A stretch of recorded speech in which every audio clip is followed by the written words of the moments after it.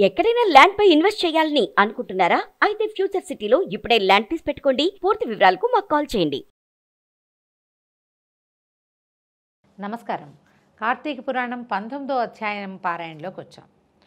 18వ అధ్యాయంలో ధనలోభి దీపస్తంభ రూపంలో నుంచి మానవ రూపంలోకి మారిన తర్వాత అక్కడున్న ఋషుల చేత ఈ కర్మానుష్ఠానము దాని ఫలితాన్ని గురించి తెలుసుకుంటున్నాడు.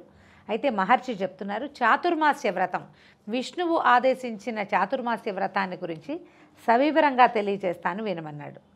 శ్రీ లక్ష్మీనారాయణుల దగ్గరికి దేవర్షి అయిన నారదుడు ఒకనాడు వైకుంఠానికి వచ్చాడట. వినయ విధేయతలతోనూ భక్తి ప్రపత్తులతో ముకుళిత హస్తాలతోనూ నమస్కరించి నిలబడ్డాడు. శ్రీహరి చిరునవ్వులు చిందిస్తూ నారదా క్షేమమా అని ప్రశ్నించాడు. ముల్లోకాలు ఎలా ఉన్నాయి ఏమిటి అని కుశల ప్రశ్నలు వేశాడు. అయితే మునులు ఇంకా అడుగుతున్నారన్నమాట. మునులు జనులు మంచి పనులు చేస్తూ సత్ప్రవర్తనతో అలరారుతున్నారా అని ప్రశ్నించాడు. దానికి నారద మహర్షి ఏం చెప్తున్నాడు? ఓ ముకుంద, లక్ష్మీవల్లభ, లోక సంరక్షక, నీకు తెలియని విషయాలు ఏముంటాయి చెప్పు. అయినా నువ్వు అడుగుతున్నావు కనుక విన్నవించుకుంటాను. లోకంలో మానవులంతా ఎవరి పనులను బట్టి వాళ్ళు తిరుగుతున్నారు. అంటే ఎవరి హడావిడిలో వాళ్ళు ఉన్నారు. చేయవలసిన పనుల పట్ల శ్రద్ధ లేకుండా ఉంది. పుణ్యవ్రతాలు చేసేవారు కూడా వాటిని నిర్విఘ్నంగా పరిసమాప్తి చేయలేకపోతున్నారు. ఇతరులను నిందించటము, అహంకారము మానవులలో పెచ్చు పెరిగిపోయింది. తర్వాత తినకూడని పదార్థాలైన మధువు, మాంసము తీసుకోకూడదు. వాటి పట్ల మోజు కలగటంతో హింసలు చేస్తున్నారు, చేయరాని దుష్కృత్యాలు చేస్తున్నారు. అటువంటి వారిని ఉద్ధరించి కాపాడవలసిన వాడవు నువ్వే కదా జగద్రక్షక అంటూ లోకరీతిని అంతటినీ వివరించి చెప్పాడు. ప్రతి యుగంలోనూ ఇలాగా తత్వాలు మారిపోవటం అనేది సహజంగా జరిగేదేనండి. మనం కూడా ఒక 100 ఏళ్ల క్రితం మన తత్వాలు వేరు. ఎవరైనా ఒక తాగుబోతూ, ఒక తిరుగుపోతూ, ఒక్కడు దుర్మార్గుడు, దుష్ప్రవర్తన కలిగిన వాళ్ళు చాలా తక్కువ ఉండేవారు సమాజంలో. క్రమంగా ఏమవుతుంది, కొంతకాలానికి సమాజం మారి మారి మారి మారి దుష్ప్రవర్తనే సరైందిగా, దుష్ప్రవర్తన లేకపోతే కుదరదనే ధోరణి వచ్చేస్తుంది. ఆ ధోరణి వచ్చిన ఒక సమయంలో నారదుడు వచ్చి విష్ణుమూర్తికి తెలియజేశాడనమాట. నారదుడు చెప్పిందంతా విన్న శ్రీ మహావిష్ణువు లోకాలను సంరక్షించడం కోసం, ధర్మాన్ని సముద్ధరణ కోసము లక్ష్మీ సహితుడై భూలోకానికి విచ్చేశాడు. పుణ్యక్షేత్రాలు, పుణ్యతీర్థాలు, మహర్షుల ఆశ్రమాలు తిరుగుతున్నాడు. అసలు రూపంలో కాకుండా వృద్ధ దంపతుల రూపంలో తిరుగుతున్న లక్ష్మీనారాయణలను కొందరు నిరసిస్తున్నారు. ఏంటి ముసలాళ్ళు ఎందుకు తిరుగుతారు? ఇంట్లో పడి ఉండొచ్చు కదా, ఒక చోట ఉండొచ్చు కదా, ఎందుకు వస్తారు? రోడ్ల మీద పడి ఎందుకు తిరుగుతారు? మీకు ఎందుకు పుణ్యక్షేత్రాలు? ఇలా మాట్లాడేవాళ్ళు కొంతమంది. అయితే మరికొందరు గౌరవించి ఆదరించి అతిథి సత్కారాలు చేస్తున్నారు. కొంతమంది ఏమంటారు, పెద్దవాళ్ళు ఇంత ఓపికగా వచ్చారని వాళ్ళని ఆదరించే వాళ్ళు కూడా కనిపిస్తున్నారు. అసలు వీళ్ళని పట్టించుకోకుండా వాళ్ళ పనులలో నీలమైపోయిన వాళ్ళు ఇంకా కొంతమంది. ఈ విధంగా ప్రజలు అనేక రకాలుగా తిరగటం చూసిన రమామాధవులు ఋష్యాశ్రమాలకు బయలుదేరారు. అలా ప్రయాణిస్తూ మహర్షులను సందర్శిస్తూ నైమిషారణ్యానికి చేరుకున్నారు. నైమిషారణ్యం మనం ఎప్పుడు చెప్పుకునేదే, మహాద్భుతమైనది. ఎందరో ఋషులు మునులు అక్కడ నివసిస్తూ ఉంటారు. నిత్యము ఏదో ఒక యాగంతో, ఏదో ఒక యజ్ఞంతో అలరారుతూ ఉంటుంది. ఆ ప్రాంతానికి చేరారట. అయితే అక్కడ సూత శౌనకాది మహర్షులు ఆ వృద్ధ దంపతుల్ని భక్తి శ్రద్ధలతో ఆరాధించారు. వారిలో జ్ఞానసిద్ధుడనే యోగ పుంగవుడు ఉన్నాడు ఒక ఆయన. యోగీశ్వరుడు ఆయన ఏమన్నాడు, హృషికేశ, మాధవ, మధుసూదన, పుండరీకాక్ష, ఈనాటి మీ రాకతో మేము మా ఆశ్రమము పవిత్రులమై ధన్యత చెంది తరించాము. ఓ చరాచర జగన్నాటక సూత్రధారి, లోకాలన్నీ అతలాకుతలమైపోతున్నాయి, సత్కర్మలకి దూరమైపోతున్నాయి, ధర్మము గ్లానికి గురి అవుతోంది. ఓ లోకరక్షక, లోకాలన్నీ తరించే ఉపాయాన్ని ఉపదేశించు అని పరిపరి విధాలుగా ప్రార్థించాడట జ్ఞానసిద్ధుడనే యోగి పుంగవుడు. శ్రీమన్నారాయణుడు ఏమన్నాడంటే, జ్ఞానసిద్ధ, కోరుకోవలసిన కోరికనే కోరేవు. లోకాన్ని ఉద్ధరించాలనే ధ్యేయంతో నేను లక్ష్మితో కలిసి భూలోకానికి వచ్చాను. లోక శ్రేయసే ధ్యేయంగా పెట్టుకున్నందుకు గాను నేను నీకు 2 వరాలు ఇస్తాను, కోరుకోమని అన్నాడట శ్రీహరి. అంటే జ్ఞానసిద్ధుడు, దేవాధిదేవ, ప్రాపంచిక వ్యామోహాలకు అతీతంగా తిరగలేకపోతున్నాము కనుక నీయందే మనసు లగ్నమై ఉండేటట్టుగా అనుగ్రహించమని మొదటి వరాన్ని కోరుకున్నాడు. అంటే ప్రపంచం మనని పరిపరి విధాలుగా లాగేసుకుంటుంది. మనకి శ్రద్ధ, భక్తి, ఆసక్తి ఉన్నప్పటికీ మన చుట్టూతా ఉన్న సమాజం వల్ల మనం ఎంతో కొంత అందులోంచి బయటకు వచ్చేస్తాం, ఉండలేకపోతాం పట్టుకుని. చేయగలిగిన వాడు ఏదైనా విధానంగా పద్ధతిగా చేయదలుచుకున్నవాడు తన ధర్మాన్ని విడిచిపెట్టకూడదని భావించేవాడికి ఇంట్లోంచే వ్యతిరేకత వస్తుంది. ఇల్లు, సమాజము అతన్ని చేయనివ్వదు. కొంతకాలం అంటే ఈ ధర్మగ్లాని అనేది ప్రతి యుగంలోనూ కనపడుతుంది. ఆ యుగంలో బాగా కనిపిస్తుంది అన్నమాట. అయితే దాన్ని అనుగ్రహిస్తానని చెప్పాడు పరంధాముడు. రెండో వరం కోరుకోమన్నాడు. దురాచారాలు, పాపకర్మలు, స్వార్థ చింతనలు ప్రజలలో బాగా పెరిగిపోయాయి కనుక అవి తొలగిపోయి ప్రజలు ధర్మచింతనలే ప్రవర్తించడానికి అనుకూలత కలిగించగలిగినటువంటి వ్రతాన్ని దేనైనా ఉపదేశించమని ఈయన జ్ఞానసిద్ధుడు కోరుకున్నాడన్న. ఈ కోరిక విన్నటువంటి లోకరక్షకుడు, నీ కోరికని సిద్ధింపజేయగలిగే ఒక వ్రతాన్ని అనుగ్రహిస్తాను. దీనివలన ప్రజలలో జాగరూకత కలుగుతుంది, నిశ్చలత ఏర్పడుతుంది, నిర్మలత్వం లభిస్తుంది. ఆషాఢ శుద్ధ దశమి నుండి కార్తీక శుద్ధ ద్వాదశి వరకు కలిగినటువంటి 4 నెలల కాలము లక్ష్మీ సహితుడనై నేను పాలకడలిలో పవళించి ఉంటాను. నాకు నిద్రాసుఖాన్ని కలిగించే ఈ కాలమంతా ప్రజలు మెలకుగా మసలుకోవటానికి నేను చెప్పే వ్రతం సహాయపడుతుంది. ఈ వ్రతం నాకు అత్యంత ప్రీతిపాత్రమైనది. నియమనిష్టలను పాటిస్తూ ఈ 4 నెలలు చేసే వ్రతాన్ని చాతుర్మాస్య వ్రతం అంటారు. ఈ వ్రతాన్ని ఆచరించడం వల్ల జనుల పాపాలు నశించి తరిస్తారు. జరాభారం అంటే ముసలితనపు బాధలు, ఆరోగ్య భంగము, అనారోగ్యాలు, జన్మల వలన అంటే పదే పదే పుట్టడం వల్ల కలిగేటువంటి బాధలు ఏవీ ఉండవు.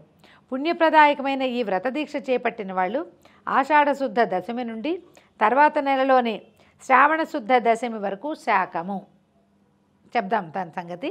ఆ తర్వాత శ్రావణ శుద్ధ దశమి నుండి భాద్రపద శుద్ధ దశమి వరకు పెరుగు, భాద్రపద శుద్ధ దశమి నుండి ఆశ్వీజ శుద్ధ దశమి వరకు పాలు, ఆశ్వీజ శుద్ధ దశమి నుండి కార్తీక శుద్ధ దశమి వరకు పప్పు దినుసుల్ని వదిలిపెట్టాలి. 4 నియమాలు చెప్తున్నారండి. తొలి నెలలో అంటే ఆషాఢం నుంచి శ్రావణం దాకా శాకం అంటే కూరలు మానేయాలి. కూరగాయలు లేవు, ఓన్లీ పప్పు, కూరలు తినకూడదు అని అంటే కార్తీక పురాణాన్ని బట్టి ఇట్లా చెప్తున్నారండి. ఈ కాలంలో మళ్ళీ ఏవో కొంచెం మన గురువు ఉపదేశిస్తారు, ఇవి తినండి ఇవి తినకూడదు అని. మనం గురూపదేశాన్ని బట్టి ప్రవర్తించవచ్చు. పురాణంలో చెప్పింది అయితే ఇది శాకము. తర్వాత ఏమో శ్రావణం నుంచి భాద్రపదం దాకా పెరుగు తినకూడదు.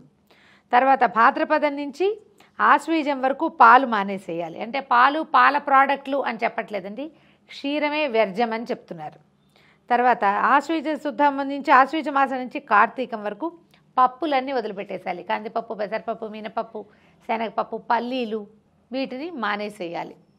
పప్పు ధాన్యాలను మాత్రం మానేసేయాలట. క్రమంగా నేను చెప్పిన వాటిలో ఒక్కొక్కటిగా వదిలిపెడుతూ పరిమితమైన ఆహారాన్ని తీసుకుంటూ పూజా పునస్కారాలతో ఈ 4 నెలల కాలము భక్తి తత్పరులై నన్ను సేవిస్తూ ఉండాలి. ఈ విధంగా నన్ను సేవించే వారికి నేను ముక్తిని ప్రసాదిస్తాను. ఇట్లా అంటే చాతుర్మాస్య వ్రతాన్ని ఆచరిస్తే విష్ణువుకి అత్యంత ప్రీతిపాత్రమైన ఈ 4 నెలలు ఆయన నిద్రాకాలంలో ఉన్నప్పుడు మనం ఆయననే సేవిస్తూ ఆయన చెప్పినటువంటి విధానాన్ని పాటిస్తూ ఈ వ్రతాన్ని చేస్తే విష్ణువుకి ప్రీతిపాత్రమైన వ్రతం చేయటం వల్ల తర్వాత కాలంలో మనకి అనారోగ్యాలు రావని, బాగుంటామని. మీరు చూడండి, ఏదైనా ఒక వస్తువు తినకూడదు అంటే అదే ఎక్కువ తినాల్సి వచ్చి మనం వెంబడపడుతూ ఉంటుంది. బుద్ధికి సంయమనం కావాలి. నేను చాతుర్మాస్యంలో ఉన్నా ఇది నేను తిన్ను అని చెప్పగలగాలి. నేను తిన్నాను చెప్పాలి, తినకుండా ఉండాలి. ఈ రకంగా నియమ పాలన వల్ల ఏమవుతుంది, జీవితానికి క్రమశిక్షణ, ఒక పద్ధతి, తీరు, తెన్ను వస్తాయి. ఓ 4 రోజులు అవి తినకపోవటం వల్ల ఒంటికి కొంత ఆరోగ్యం కూడా చేకూరుతుంది. ఇది పురాతన కాలంలో చెప్పబడింది. ఇప్పటికీ ఇది ఆచరించే వాళ్ళు ఉన్నారు. దీంతో పాటుగా అంటే ఇదివరకు సన్యాసులు మాత్రమే, ఇప్పుడు ఒక కాలంలో పాటు అందరూ గృహస్థులు కూడా చేసేవాళ్ళు. ఈ కాలంలో మనం సన్యాసాశ్రమం స్వీకారం చేసిన వాళ్ళు పొలిమేరలు దాటకూడదని, 4 నెలలు ఒకే ప్రాంతంలో ఉండాలని ఇలాంటి నియమాలు కనిపిస్తాయి. గురువుగారు ఎవరో ఫలానా చోట చాతుర్మాస్య వ్రత దీక్ష చేశారని మనం పేపర్లలో చూస్తాం. మనకి ధార్మిక సంబంధమైన పత్రికలలో మనకు విరివిగా కనపడుతుంది.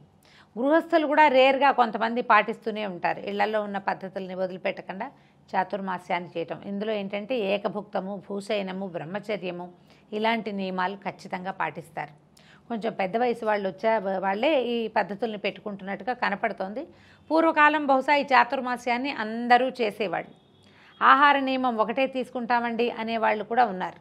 చాతుర్మాస్య దీక్ష ఉంది, కాకపోతే ఈ నెలలో ఈ ఆహార నియమమే, మిగిలిన భూశయనాదులు, బ్రహ్మచర్యాదులు వాటిని పెట్టుకోలేదు అని చెప్తారు. ఏదైనా ఇదొక పద్ధతి.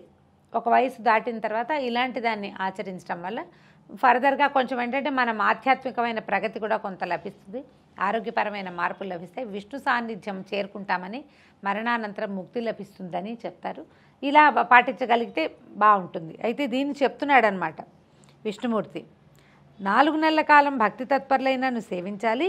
ఆ విధంగా నన్ను సేవించే వారికి నేను ముక్తిని ప్రసాదిస్తాను. భగవంతుడికి మనకి నిద్ర, మెలకువ, సుషుప్తి ఉంటాయి. మనకి అంతే కదండి. రాత్రి పడుకుంటాము, మధ్యలో గాఢమైన నిద్ర పడుతుంది, మర్నాడు మేల్కుంటాము. ఈ 3 మానవ సహజ లక్షణాలు. కానీ భగవంతుడికి లేవు అవి. ఆయనకి నిద్ర లేదు, మెలకు లేదు, సుషుప్తి లేదు. కానీ ఏంటంటే మరి ఈయన ఎలా పడుకున్నాడు విష్ణుమూర్తి? మనం చెప్పుకుంటాం, తొలి రోజున పడుకున్నాడు, తొలి ఏకాదశి నాడు. అక్కడి నుంచి పరివర్తన ఏకాదశి పక్కకి తిరిగాడని, కుడి పక్కకి తిరిగాడని, ఎడం పక్కకి తిరిగాడని 2 ఏకాదశులు చెప్పుకుంటాం మధ్యలో. తొలి ఏకాదశి నుంచి కార్తీక శుద్ధ ఏకాదశి దాకా మధ్యలో ఉన్న శుద్ధ ఏకాదశుల్లో ఈ మాటలు చెప్తారు. పరివర్తన ఏకాదశి అనేది ప్రత్యేకంగా చెప్పబడుతుంది. విష్ణువు పక్కకి తిరుగుతాడు అని. దానికి స్వామివారే స్వయంగా చెప్తున్నాడు. మానవులకి ఈ అవస్థలు ఉన్నాయి. అవస్థాత్రయాలు ఏమి? నిద్ర, మెలకువ, సుషుప్తి ఉంటాయి. నేను వీటికి అతీతుణ్ణి. నాకేం అక్కర్లేదు, నాకు నిద్ర లేదు, నేను అలా ఉంటానంతే. అది మీకోసమే. భక్తుల నిద్రా పరిశీలనమే నా నిద్రావస్థ.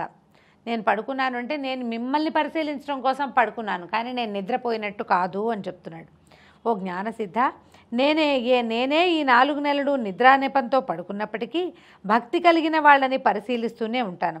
3 కాలములందు అంటే ఉదయము, మధ్యాహ్నము, సాయంకాలము నన్ను స్తుతించే వాళ్ళకి, నిర్మలమైన మనసుతో క్రమం తప్పకుండా నన్ను పూజించే వాళ్ళకి నేను ప్రసన్నుణ్ణి అవుతాను అని ప్రబోధ చేశాడు. శ్రీహరి వైకుంఠానికి వెళ్ళి శేషతల్పం మీద శయనించాడు. అలా చెప్పి వెళ్ళిపోయాడని పాపాత్ములు, దుర్మార్గులు కూడా ఈ వ్రతం వలన మంచి ప్రవర్తన కలిగిన వాళ్ళు అవుతారు. అన్ని కులాల వాళ్ళు ఈ వ్రతాన్ని చేయొచ్చు. దీంట్లో స్త్రీలు, పురుషులు, యోగులు, బ్రహ్మచారులు నియమం లేదు. భర్తలు లేని వాళ్ళు కూడా, వైధవ్యాన్ని పొందిన స్త్రీలు కూడా చాతుర్మాస్య వ్రతాన్ని స్వీకరించవచ్చు. దానికి కుల విచక్షణ, వయో విచక్షణ ఏదీ లేదు. స్త్రీ పురుషులు అందరూ కూడా ఈ వ్రతాన్ని చేసుకోవచ్చు. ఆ వ్రతం ఏముంది? 4 నెలలు ఇలా చెప్పబడినటువంటి పదార్థాలను విసర్జించటము, ఏకభుక్తము, భూశయనము. ఒకటి పగలే భోజనం చేస్తాం, రాత్రిపూట ఏ రోజు అన్నం తినము. తర్వాత వేరే ఊరు ప్రయాణాలు చేయము, తరచుగా దేవాలయాలకు వెళ్ళటము, భగవంతుని నామస్మరణ, త్రికాలాల్లోనూ విష్ణునామస్మరణ చేయటమే ఈ చాతుర్మాస్య వ్రతం యొక్క లక్షణమట. ఇలా ఎవరు చేస్తే వాళ్ళు పాపాత్ములు, దుర్మార్గులు కూడా సత్ప్రవర్తన కలిగిన వాళ్ళు అయి ఉంటారు. ఈ వ్రతాన్ని నిందించినా, నిరసించినా గోహత్య మహాపాతకాన్ని, జన్మజన్మలు సురాపానం చేసిన దోషాన్ని పొందుతారని మహర్షి వివరంగా అక్కడున్న శిష్యులకి, తర్వాత ధర్మలోభుడు ముందు ఒకటి చెప్పాడు కదా, ఈ దీపస్తంభం నుంచి మనిషిగా మారాడు, అతను కూడా ఈ వివరాన్ని చెప్పారనమాట. ఆచార ప్రభవో ధర్మో ధర్మస్య ప్రభురచ్యుత. ఈ వాక్యం మనం విష్ణు సహస్రనామాల్లో వింటాం. దీనికి చెప్తున్నారు, మనం చేయవలసిన ఆచారాలని, పనులను, ధర్మాలను నిర్దేశించింది, వాటికి ప్రభు అయినది పరమాత్మే. మనం ఈ ధర్మం మనది అని చెప్పింది కేవలము భగవంతుడు మాత్రమే. కాబట్టి ఆయా కాలములందు ఆయా ధర్మాలని ఆచరించి సన్మార్గులుగా మారాలి. చిన్న నా బొజ్జకి శ్రీరామ రక్ష అన్నట్టు కాకుండా, రోజు మన గురించే కాకుండా లోకా సమస్తా సుఖినో భవంతు అనేటువంటి మహావాక్య స్మరణ చేయాలి. ప్రపంచంలో ఉన్న వాళ్ళందరూ బాగుండాలి. ఆ బాగున్న ప్రపంచంలోనే మనం ఉండాలని కోరుకోవాలి. జ్ఞానసిద్ధుడిలాగా ఇప్పుడు జ్ఞానసిద్ధుడు కోరుకున్నాడు, లోకం అంతా బాగుండేటట్టుగా ఒక వరాన్ని ఇవ్వు, ఎప్పుడు మేము భగవంతుణ్ణే తలుచుకుంటూ ఉండేటట్టు ఒక ప్రత్యేకమైన వ్రతాన్ని గురించి చెప్పు అని ఆయన లోకుల కోసమే అడిగాడు. నీకు 2 వరాలు ఇస్తానని భగవంతుడు చెప్తే అవి లోకోపకారం కోసం ఇచ్చేశాడు.